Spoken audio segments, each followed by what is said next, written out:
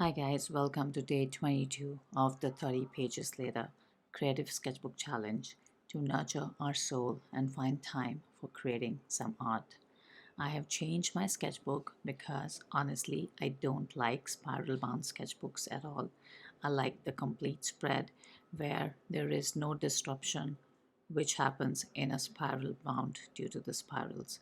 But I had no option. I'm very particular about my sketchbooks. I normally look up for 300 GSM or 140 pound paper, which is only available in very few sketchbooks and they are expensive.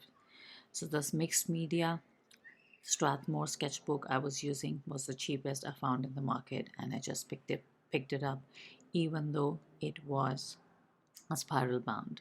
But this sketchbook is literally $5 from Dollarama, and I picked it up because I'm exploring and experimenting.